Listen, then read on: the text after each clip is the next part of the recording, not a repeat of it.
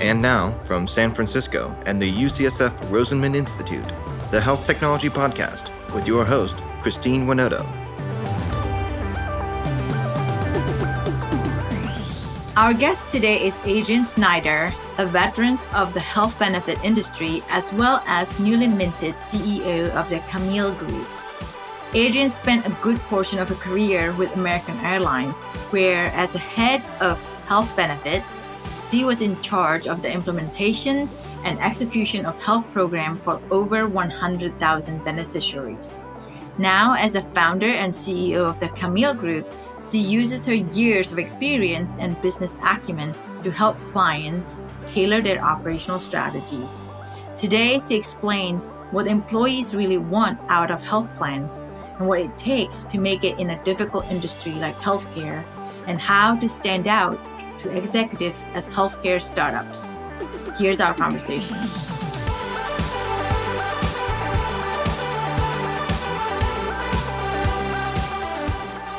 Welcome, Adrienne. Thank you so much for joining me today. Thank you for having me. I've been really excited for this opportunity.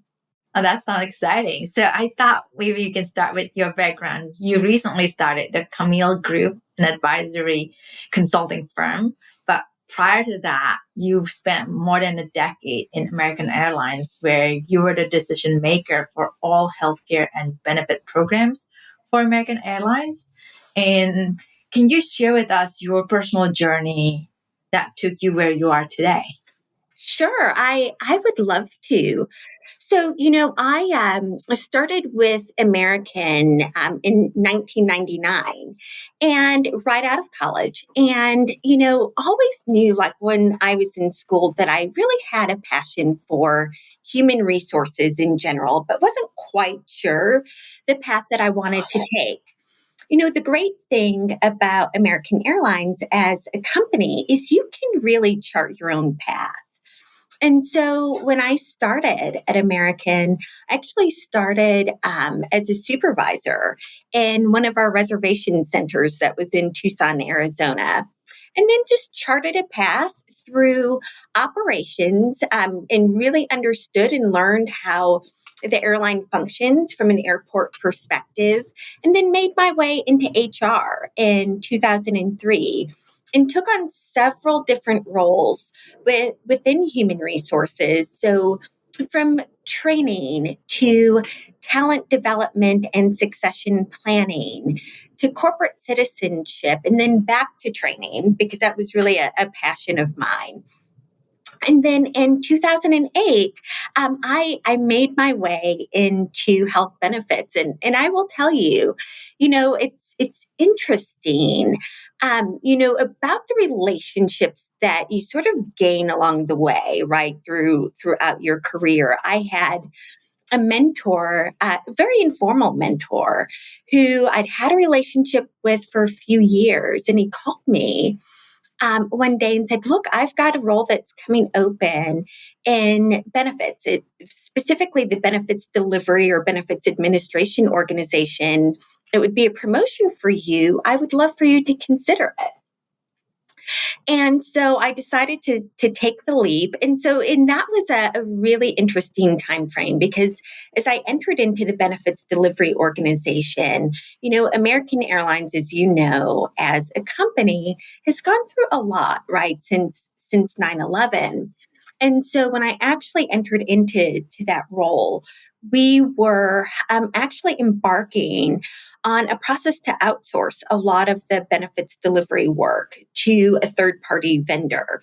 So it was really a trial by fire, right, kind of role where I had to learn and absorb, right, all things benefits administration, and then quickly transition that to a third-party vendor. So that was a really exciting time to be able to do that, and a great learning experience. I was going to say, I read a bumper sticker a long time ago that experience is what you get when maybe you didn't get what you wanted, which, is a little bit of a testament to some of the things that we encountered through that process, but really wonderful learning experience.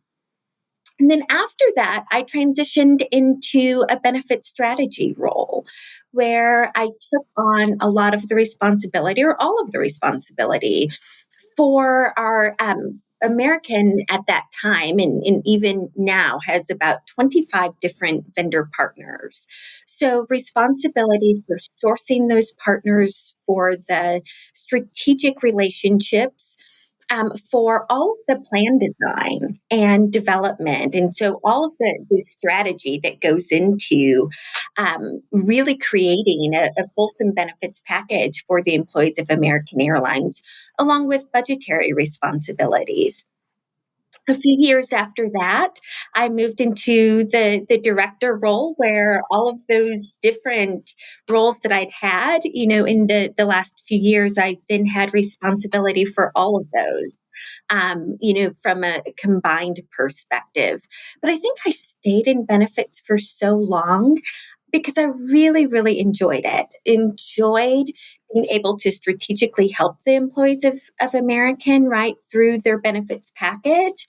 And then also in the world of benefits, there is always a problem to solve.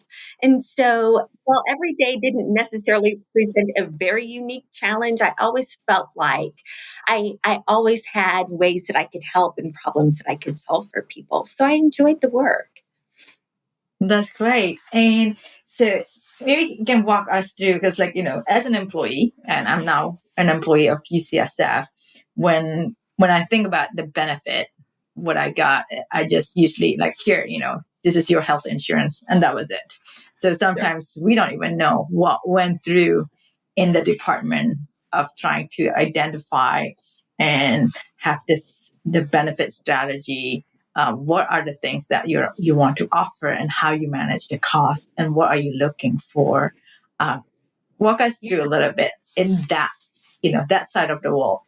Sure. Oh, absolutely. Thank you. So, one of the things that I always, thought about anytime I was ever considering a change in vendor, a change in strategy, it was always really important to me to really keep the value of our benefits package in mind.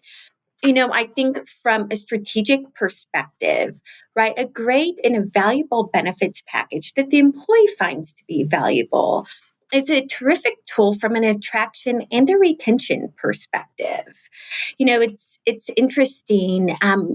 Several years ago, we at American, as a leadership team, did a survey, and asked questions about, compensation and benefits in which people preferred. And it was really interesting, just from an overwhelming perspective that people said, if you want to adjust my compensation, that's one thing, but please don't touch my benefits package. That is really, really important to me. And so I've always really taken that to heart, right, in terms of implementing changes. And so, I really always thought about the balance of the value of the benefits package, but also, as you mentioned, cost was always something, in cost and really trend, right, was always something that, on an annual basis and up, for me, much more than that, was something that I always had to keep in mind. I joke a little bit with even my clients now. And I say, when I was a benefits director, I was really only as good as last year's trend. That's it. And so because containing costs, right, is so important. And so when you think about the role of the benefits director, right, so you're balancing, are you providing, great tools for your employees from a benefits perspective? But then you also have the financial aspect, right? Where every time I was also considering a program that I was implementing or a new vendor or that sort of thing, I was also always thinking through, okay, so if we do this, can I demonstrate a cost savings?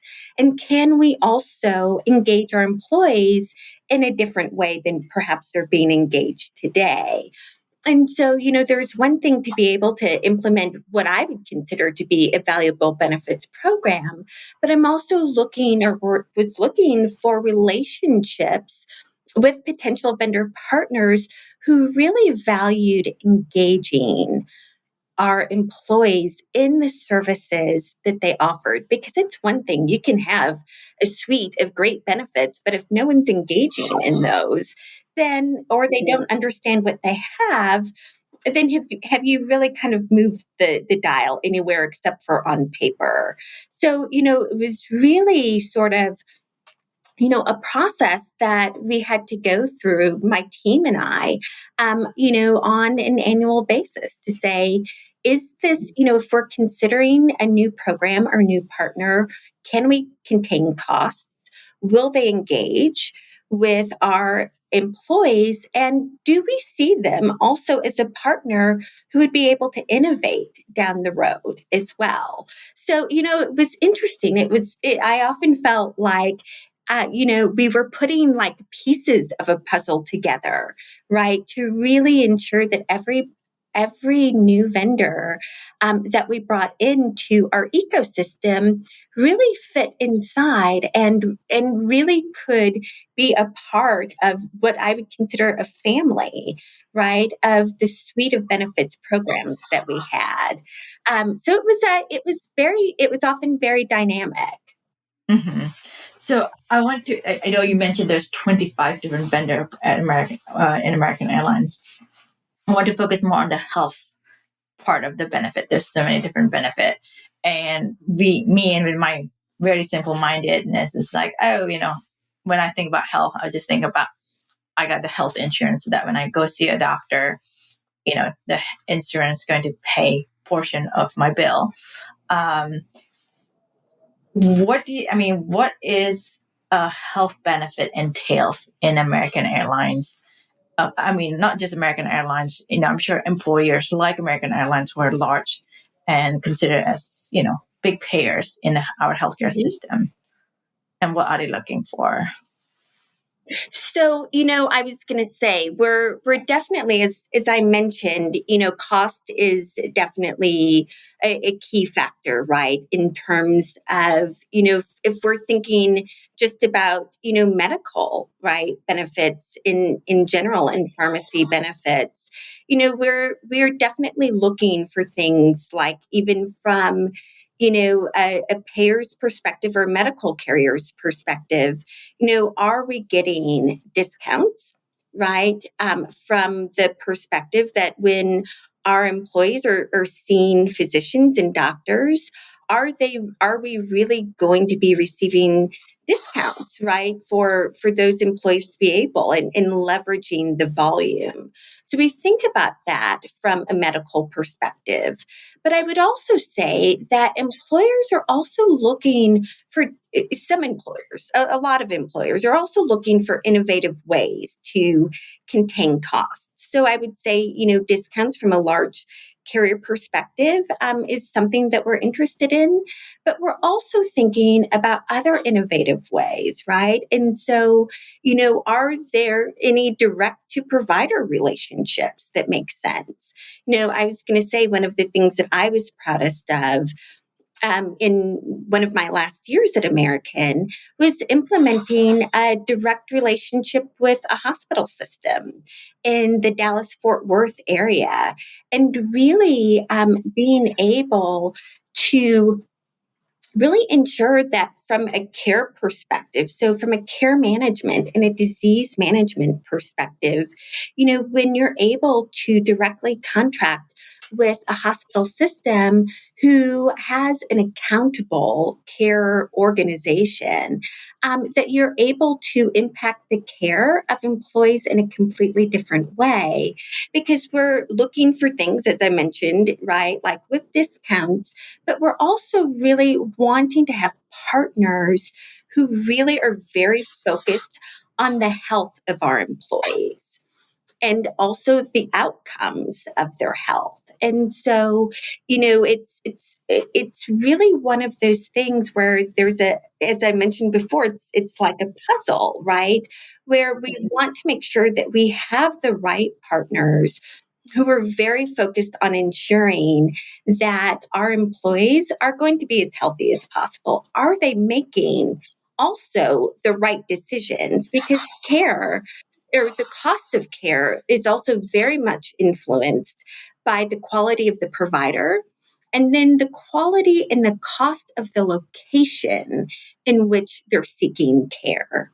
And so, one of the things that became very apparent to me as I, became more mature in my career is that if we could influence the site of care where people were receiving the care that they were getting, that we could really then influence the cost.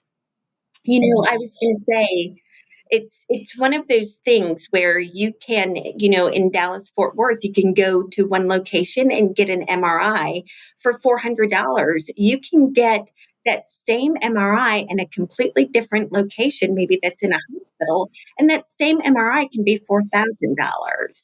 And so it's really making sure that you've got the right partners in place who can also help direct care for employees when possible to help them make sure that they're making those right decisions. So whether that's an excellent call center, whether that's a health navigation service, whether that's, really making sure that your employees have the right tools in front of them, right, to help them make those right decisions, that ultimately helps to keep the cost of care down for employees and for large organizations who are paying for the majority of it. So do you think like employers like American Airlines, then it become more like self-funding, self-insured rather than using a third party, like say a big healthcare companies to insure? Because I think you work directly with the provider. Yes. So large companies like American and really most companies that have more than 50 to 100 employees are normally going to be self-funded, right? Meaning that the employer, the company, pays for the majority of the healthcare costs. And so we do share, right, in some of those costs with employees through premiums and deductibles and out-of-pocket costs. But generally speaking, most employers pay anywhere from 70 to 85% of the cost for employees. Mm-hmm. So, let's go back, like the example using American Airline example. So that covered the medical part where you partner with providers. You kind of also narrowing a little bit of the choices for the employees, yet contain the cost, but you're ensuring the medical care that were provided to them is also high quality as well. So employees were not too upset when their option is being narrowed. What about, so now there's a lot of other things besides medical care, right? People talk about providing the well-being, the wellness, the mental health aspect of it. How does a technology company working with employer like American Airlines? So, I was going to say that's a great question, right? So I think it really goes back to, there's one thing, right, just to provide medical insurance for employees. But I think that, we're in an interesting shift in dynamics right now, where I think gone are the days where employees are saying, hey, just give me my medical coverage and I'm great, or dental and vision. But they're also looking for what I would refer to more as whole person benefits, right? And so those are things like, I'm not just here getting a paycheck, right, and performing a set of tasks, but I also want you to, as an employer, acknowledge that I have different needs. And so that we're in sort of this dynamic place, right, where I do think many employers are very focused on mental health for their employees. Obviously, the last 19 months since, we've been in this pandemic has really, I think, opened the eyes of employers that we really need to be thinking about the whole person, their mental health, their physical health from a well-being perspective, right? And do we have the right programs that are really engaging employees so that, whether they're in the office, whether they're completely remote or there's a hybrid approach, that we're really taking care of them in a way that promotes self-care. And so I think, I'm excited, I would say, for, this phase that we're in. And my hope is that, we continue down this path where employers are really putting together innovative benefits programs, not just, health or, medical and dental and vision, but an entire program, right, that wraps around the employee. So whether it's a physical need or an emotional need, or a social need that employees have, right, it's recognizing that whole person. I think we're in a really exciting place for that. Yeah, no, it's exciting. And I think at the same time, probably there's a lot more moving pieces, right? Because before you care about the medical care, the dental and the vision, now there's an onslaught of options. And Yeah. how do you choose what's the right one? That's right. No, very, very good question, right? Because there are so many new digital health vendors. There are just new, startups in the marketplace. So it's an exciting time. But I will tell you, I think to your question, employers are fatigued, right? A little bit because there are so many different options in the marketplace. And so, and I would say, there's also a little bit of a rub,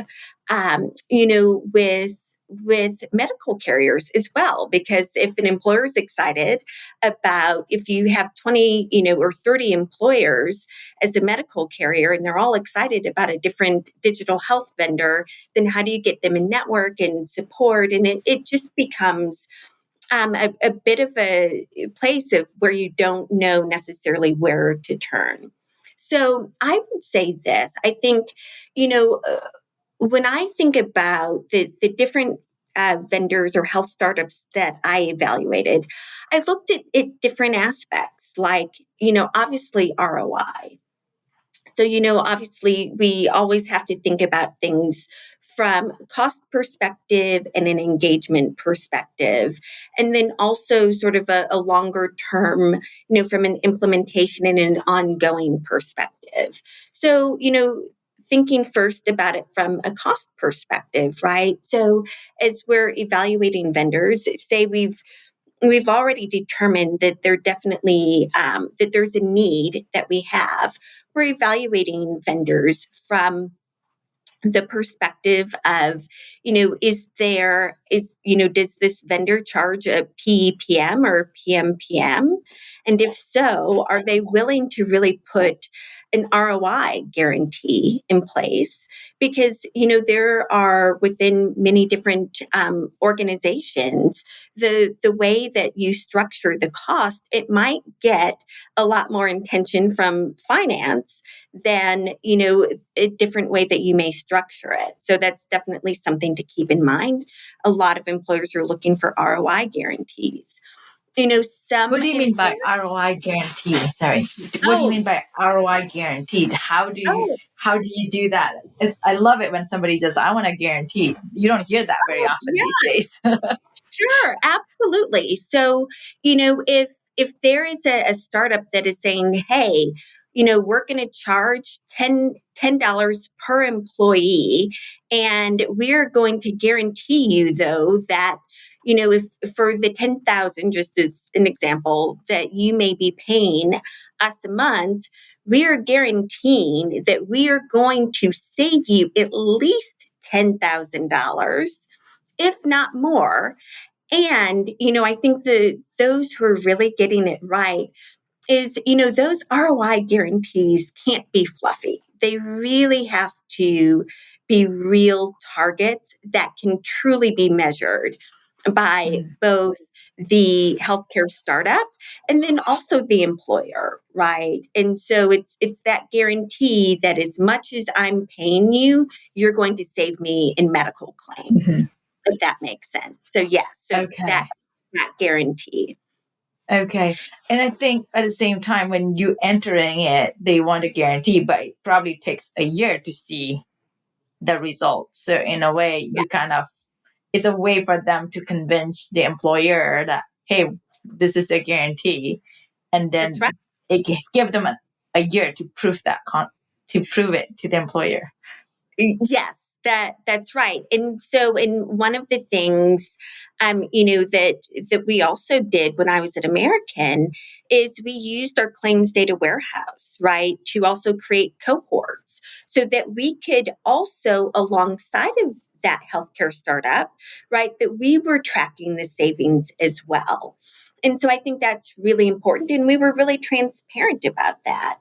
And I think that becomes really important so that a year from now, we're both on the same page about whether or not those savings were achieved.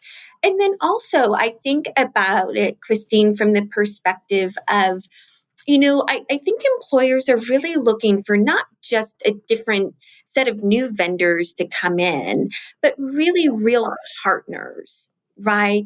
And so what I mean by that is, really a relationship that we're looking for, right? So obviously there's going to be an expectation around engagement, right, through your programs. And then also that there's a cost containment, but there's also the perspective of, I really want you to work with me. I would say this as a benefits director to a healthcare startup. Like, let's talk about the different ways that you're engaging our employees and that you're also making sure that our people are very satisfied with your services. And so, it's one of those things where we're saying, and if they're not, let's talk about different ways and strategies. Are there operational issues that perhaps, we need to get past or beyond? Because it's so interesting, right? Where employees really they talk to each other, like, hey, I had a great experience with healthcare startup X, Y, or Z. Have you tried them? And it's so interesting. People talk, right? Just as we know, right? Just in everyday life. And so that is why the employee experience is so critical. Mm-hmm. This podcast is sponsored by Brown Rudnick's Global Life Sciences Group, a team of legal professionals that help life science companies, lenders, and investors around the world turn good science into good business. Learn more at brownrudnick.com. This podcast is also sponsored by Canon Quality Group. Canon Quality Group has been helping medtech startups set up quality management systems for over 10 years. If you're unsure when to get started with quality management in your startup, turn to the experts at canonqualitygroup.com.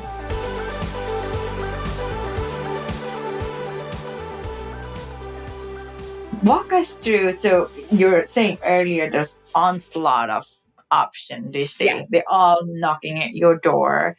And it's how do you stand up and then to get your attention and then to engage and continue with the further discussion to get that deal signed. Sure, absolutely. Yes. So, we're evaluating from the perspective of, I talked about it from a cost perspective. We're looking at it from the perspective of, if it's a large organization, right? Can you convince us that you have the ability to scale to meet the needs of a large organization? So, that is absolutely critical. And so, American Airlines was in almost every 50 states that we have. So we really needed to make sure that our partners could address the needs of all of our employees and do that adequately. So we were really looking for partners who had a proven track record of doing that.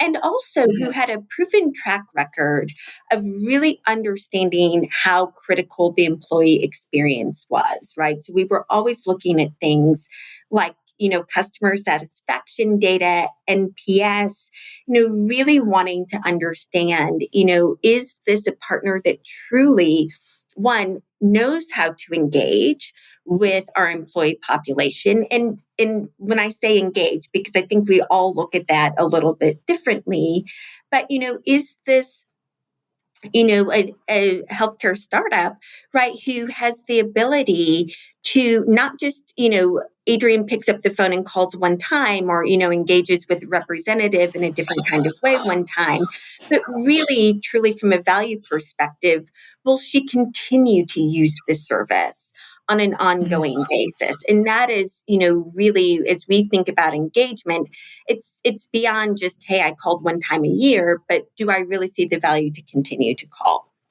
And so that is really critically important. And then we also look, from the perspective, so not just the fact that employees talk, as we talked about, but also benefits leaders talk. And so if we're really looking very strongly at a specific healthcare startup, we also want to know who their other clients are and what that experience has been. And so, I think that's where I would say reputation is everything. It's one thing to get your foot in the door as a healthcare startup. It's another thing to stay there.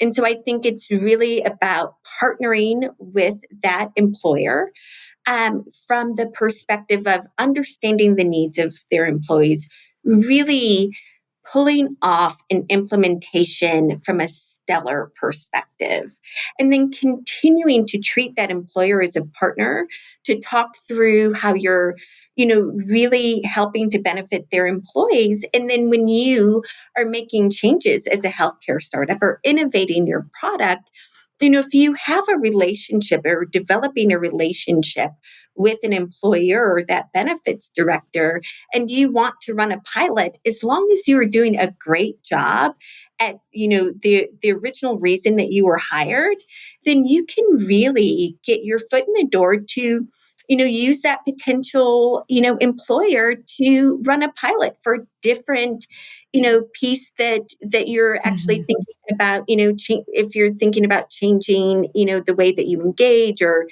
bringing on a new platform, or, if you're addressing a different diagnosis than you were, right, then you have that partnership with the employer where you can really use their help, right, to figure out if that new product works. Yeah, so it's always almost like a step process. You get pilot in the door, and then make sure you do a good job, and that's when you expand. Yeah. And then once you expand, you did it well. The benefit leader will talk to the other benefit leader and say, "Hey, talk to so and so." That's right, and you've got an advocate right there. And it's interesting that you say that, because I can think of a number of times, right, where I talk to other healthcare leaders within large companies or have friends who've just picked up the phone and said, "Hey, Adrienne, I'm thinking about X, Y, and Z vendor. Can you just tell me, what your thoughts were?" Or I see someone at a healthcare conference and they approach me or I approach them and say, "Hey, I heard through so and so that you used X, Y, and Z healthcare startup. Tell me what your thoughts are." Again, reputation is everything. So do you think, like, I'm just thinking now about, like, there's a lot of large employer like American Airlines. All the airlines are huge employer, and Amazon's another big one. Everybody's moving toward the self-insured. And do you guys still work with the traditional healthcare company to do a lot of the administrative work? Because American Airlines is not an health insurance company. Right. Yes. Oh, absolutely. So, I was going to say, even though, I talked initially about the direct contract that we did with the hospital system, super innovative, way of doing things, we are still, at this point reliant on the large medical carriers. So the Aetnas, the Cignas, the Blue Crosses, And so, we are reliant on them, right, to really develop the network, to make sure that they have meaningful discounts, right, because employers are bearing the majority of the cost. And then also at medical claims adjudication. So, those are things where, employers are definitely reliant on larger carriers, and we're also looking at each one of those carriers from, different perspectives. So we're looking at discounts. We're looking at, the different tools that those carriers have, and a lot of them are trying to differentiate themselves as well, right? By having different strategic partnerships with different healthcare startups, right? To make sure that they're continuing to add value in the marketplace as well, and making investments that way. And so I would say, we talked about fatigue in the market and that sort of thing. And so even though, as I mentioned, American had 25 different, medical carriers, or excuse me, vendor contracts, we also had, or we're looking for different ways to have strategic partnerships where perhaps you can have the benefit, right, of your employees having access to, different digital healthcare startups, but maybe through a medical carrier contract. So, that's a different dynamic that's going on in the marketplace as well. Yeah. So it's almost like you can go directly to the healthcare startups, but you can go through, have to have access to the new innovation through the healthcare companies that you're partnering with that help providing all that. Yes. And so I would say we look at it, though, from the perspective of, if I'm going to go through a medical carrier to have access to a specific vendor, we're looking at it from a cost perspective as well, right? So would it potentially cost more for me to have this contract through the medical carrier versus going direct? And so we're evaluating it from that perspective as well. Yeah. Sounds like this the role of the benefit director is moving faster and faster, because I feel like there's a lot more choices these days compared to 40 years ago. Oh, absolutely. Well, and it's interesting that you say that. It is such a dynamic role, right? Because, we talked about a lot of it from sort of, an external perspective, right? With healthcare startups and vendor partners and medical carriers. But there's an entirely different aspect of the role, right?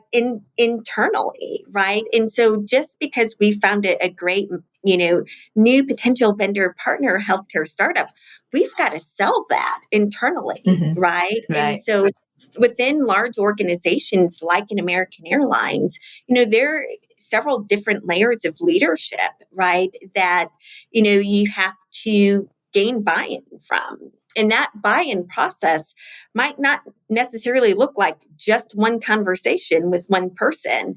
You're having strategic conversations at strategic times of year with the CHRO, which might be a little bit different than the CFO, which might be a little bit different or more encompassing with the CEO. And they're all there at the same time. And then other people from finance, right, might be in a different meeting, but you're already trying to grease the skids, right, with the CEO and the CFO. Not even, we also need to then also mention you have to bring your partners from a legal perspective along the way, your partners from a data security perspective along the way. And if you're highly unionized, like American was, then also your employee relations leaders along the way as well. And really, talking to them, up front to say, hey, this is what I'm considering. This is why I think it would be valuable. We want to make sure that you're thinking through this as well. So once we get to contract implementation, or even before that, right, contract negotiation, that you're thinking about the things. And so you're bringing them, right, together as well to make sure that, they are helping you along the way to make sure that you're getting those vendor partners implemented well. It's almost like as a technology startup, the benefit leaders are your advocate within Yes, the employer group. absolutely. That's great. Well, I know we're running out of time. I have so many more questions, but unfortunately, we had hit our time limit. But I want to thank you so much for sharing your insight and your thought about how to engage with an employer like American Airlines. Oh, thank you. Well, maybe you'll have me back and we can talk more. Yes, that sounds good. Thank you.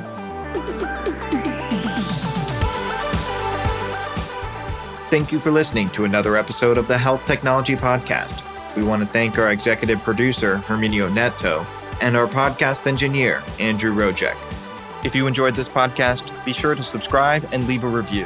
The Health Technology Podcast is available on all major platforms.